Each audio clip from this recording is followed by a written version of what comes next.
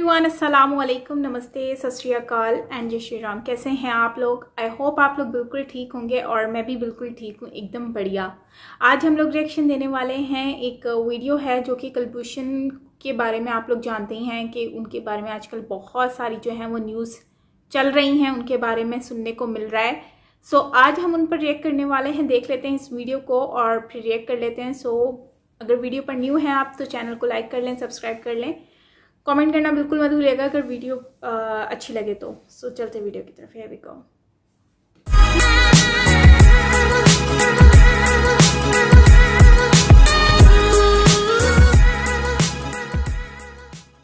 कि कुलभूषण यादव को बहुत जल्द भारत के हवाले कर दिया जाएगा। कि इंडिया की ख्वाहिश है कि पाकिस्तान उस फैसले पर जो है वो अमल ना करे। इसकी वजह यह है कि अगर हम अमल नहीं करेंगे तो जाहिर है इंटरनेशनल कोर्ट ऑफ जस्टिस जो है हमारे खिलाफ कुछ करेगा, तो वो तो ये चाहता है इंडिया। आपने सबसे पहले ये वाला घबराने वाला जो है ना बहुत फेमस हुआ था। दोस्तों, पाकिस्तान भारत को नीचा दिखाने के लिए कुलभूषण यादव को पकड़कर झूठे इल्जाम में जेल में डाल दिया और ये कहकर कि कुलभूषण यादव इंडिया का जासूस है, उसे फांसी की सजा देने का हुक्म दे दिया। लेकिन दोस्तों, भारत की विदेश नीति और कार्य क्षमता ने आज पाकिस्तान की ये हालत कर दी है कि पाकिस्तान को ना चाहते हुए भी कुलभूषण यादव को आजाद करना पड़ रहा है और जल्द ही कुलभूषण यादव भारत के हवाले होगा। तो चलिए दोस्तों, आज का वीडियो देखते हैं और वीडियो में आप पाक न्यूज रिपोर्टर आलिया शाह को देखेंगे, जिन्होंने विस्तार पूर्वक बताया है कि कुलभूषण यादव को पाकिस्तान छोड़ना चाहता है और इसे इंडिया की एक बड़ी जीत बताई जा रही है। तो चलिए दोस्तों, देखते हैं मेन वीडियो और वीडियो पसंद आए तो चैनल को सब्सक्राइब करना, साथ में बेल आइकन को प्रेस कर लेना ताकि हमारा नोटिफिकेशन आपको तुरंत प्रभाव से मिल जाए। और मिलते हैं अगले वीडियो में। जय हिंद, राम राम। कि कुलभूषण यादव को बहुत जल्द भारत के हवाले कर दिया जाएगा। कुलभूषण यादव नजर यही आ रहा है, लग यही रहा है कि इसकी वजह क्या हुई और किस तरीके से यह मुमकिन हो पाएगा, क्योंकि पाकिस्तान की कौमी असम्बली ने कुलभूषण यादव के हवाले से इंटरनेशनल कोर्ट ऑफ जस्टिस का एक फैसला उसको इफेक्टिव बनाने के लिए रिव्यू एंड रिकंसिडर 2020 जो कानून है उसके लिए ऑर्डिनेंस पास कर लिया है। वो ऑर्डिनेंस कबूल कर लिया गया है। आप जानते हैं कि ये जो केस चल रहा था, काफ़ी सालों से ये केस चल रहा था और इसके ऊपर इंटरनेशनल कोर्ट ऑफ जस्टिस में इंडिया गया था और इंडिया ने वहाँ पर ये पिटीशन, आप कह लीजिए ये केस दायर किया था कि जिसमें उन्होंने ये कहा था कि कुलभूषण यादव जो है वो जासूस नहीं है और एक बहुत लंबा केस चला और उन्होंने कहा कि इनको वापस किया जाए, भारत के हवाले किया जाए। इसके ऊपर पाकिस्तान ने जाहिर है कि वो भी अपने जो केस है वहाँ पर लेकर पहुँचे और उसको उन्होंने उस केस को आगे प्रोसीड किया, जो कि सजाए मौत दी गई थी। उनका जो फैसला हुआ था सजाए मौत था कुलभूषण यादव के लिए। लेकिन उसके ऊपर इंटरनेशनल कोर्ट ऑफ जस्टिस ने ये कहा कि हक नज़रसानी जो है उसको किया जाए, यानी ये कि रिव्यू एंड रिकंसिडर किया जाए। इसका बिल ऑर्डिनेंस 2020 जो है वो अब कल के रोज़ पाकिस्तान की नेशनल असम्बली से पास हो गया है, मंजूर कर लिया गया। ये तो खबर है, लेकिन इसके पीछे एक लंबी कहानी है। जो थोड़ी सी कहानी थी वो तो मैंने आपको बताई, लेकिन हुआ क्या, कल के रोज़ क्या हुआ और आखिर ऐसा पाकिस्तान में क्यों होता है, हम इस पे बात करेंगे। देखिए, हुआ कुछ यूं कि जब ये बिल मंजूरी के लिए पेश किया गया तो असम्बली में मौजूद जितने भी मेंबर थे उन सब ने बहुत ज़्यादा शोर किया और ख़ास तौर पर अपोजिशन ने इसकी बहुत मुखालफत की।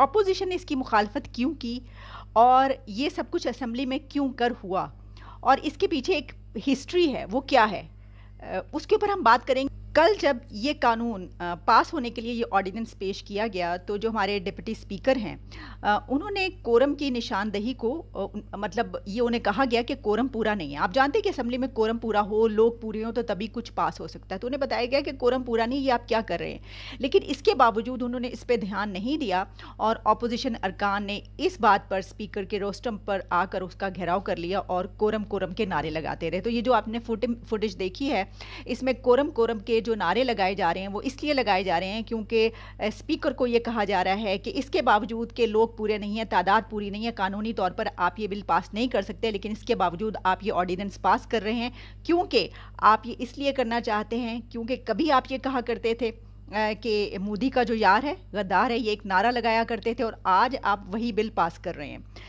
वफाकी वजीर कानून फ़रोग नसीम ने इस पे बात करते हुए कहा अगर हम ये कानून ना लाते तो इंडिया सलामती कौंसिल में चला जाता पाकिस्तान के खिलाफ। मतलब उन्होंने, आप ये कह लीजिए कि अपने आप को इस तरीके से डिफेंड किया। कौमी असम्बली में अपोजिशन के शोर शराबे में होने वाली ये जो कानून साजी है, इस पर chairman people's party Bilawal Bhutto Zardari भी कुछ कहे बगैर बाज नहीं रहे। उन्होंने कहा कि हमें तो बिल पढ़ने भी नहीं दिया गया, हमें इसके ऊपर डिबेट भी नहीं करने दी गई, और हमें इसके ऊपर जो वोट है वो भी नहीं करने दिया गया कि इसको लाया जाए या ना लाया जाए, और हमें जो हमारा जो इख्तलाफ है, हम जो बात करें वो भी रिकॉर्ड पर नहीं लाई जा रही। तो उन्होंने कहा कि ये जो है ये पार्लियामेंट का एक इस तरीके से नहीं चलाया जाता, ये इसका इस्तेहकाक मजरूह होता है। अच्छा, उन्होंने इसके ऊपर एक टर्म भी निकाली, एक टर्म यूज़ की। उन्होंने कहा कि ये एनआरओ दिया जा रहा है।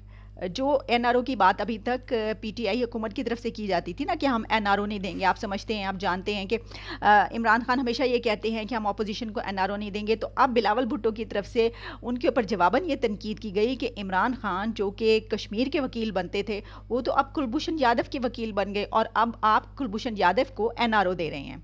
साथ ही उन्होंने ये भी कहा कि अगर कुलभूषण यादव को एनआरओ देना था तो ऑर्डिनेंस क्यों लाए।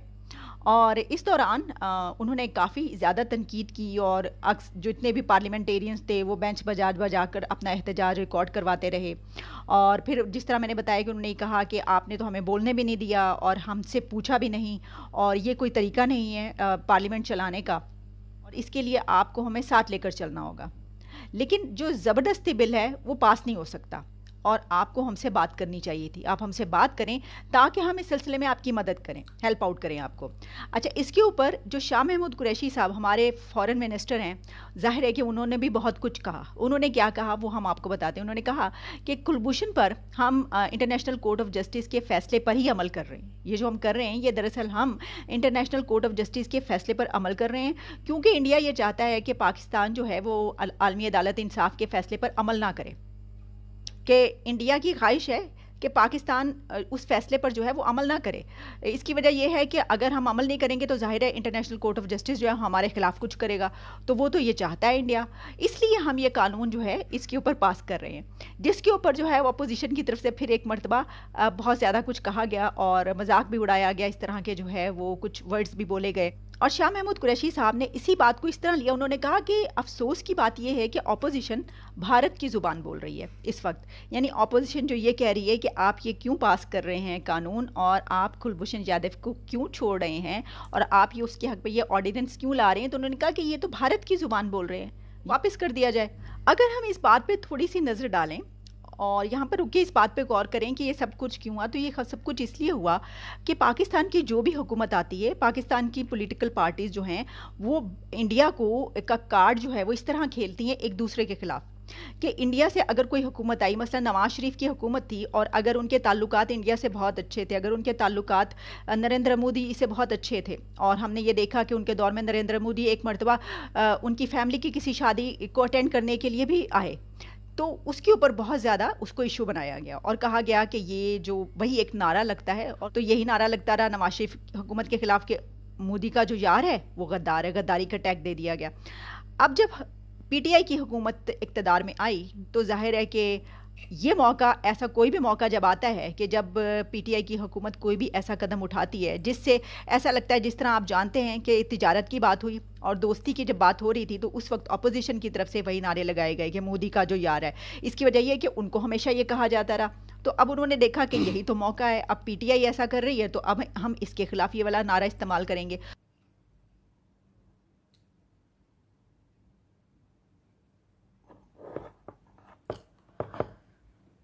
तो ये थी स्टोरी सारी कुलभूषण केस की, जो कि पार्लियामेंट में हुई।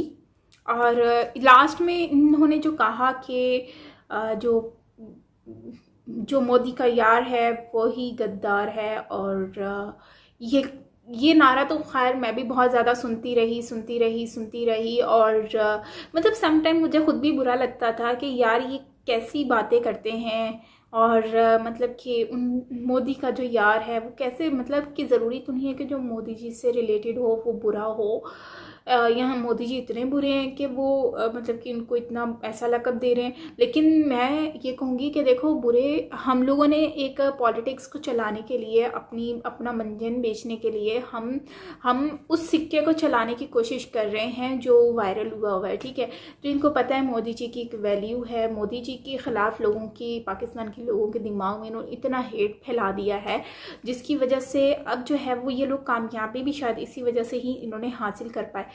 तो ये जैसे जैसे आगे इनको कुछ भी काम बनवाना होता है या करना होता है या अपनी पब्लिक को थोड़ा सा चूरन मंजन बेचना होता है, तो क्या करते हैं, या फिर मोदी जी या इंडियन गवर्नमेंट का नाम लेकर या कश्मीर का नाम लेकर या फिर कुछ भी ऐसा उसमें जो है वो उनको बहला लेती है।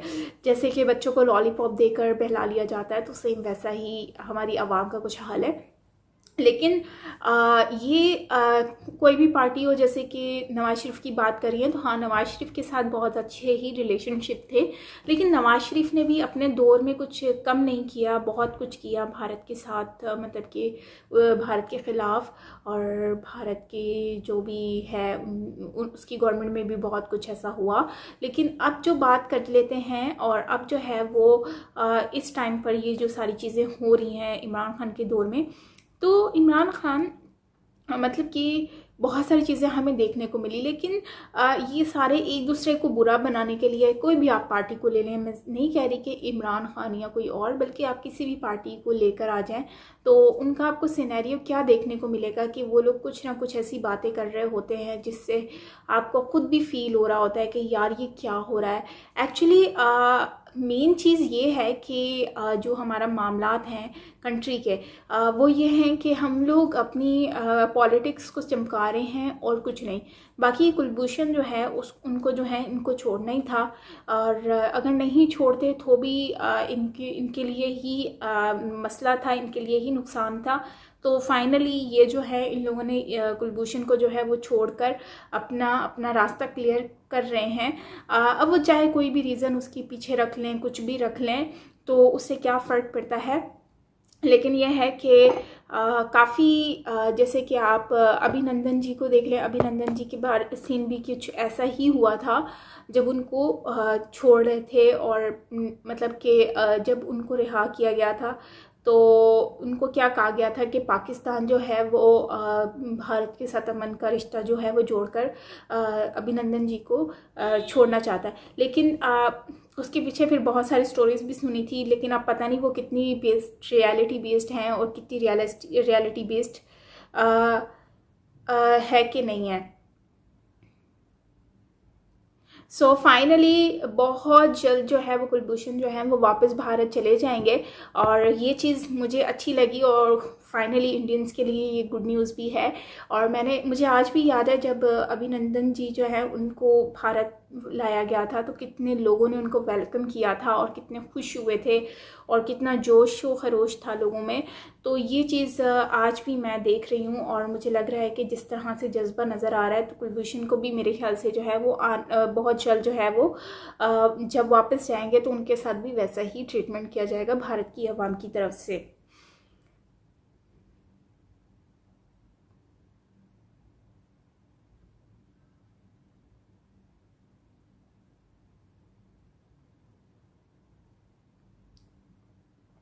एनीवेज गाइज, ये थी हमारी आज की वीडियो। आई होप कि आपको वीडियो अच्छी लगी होगी। अगर अच्छी लगी हो तो प्लीज़ लाइक कीजिएगा, कमेंट करना बिल्कुल मत भूलिएगा, और मिलते हैं अपनी नेक्स्ट वीडियो के साथ। टिल देन अपना बहुत सारा ख्याल रखिएगा। मैं हूं साइमा पीरज़ादा।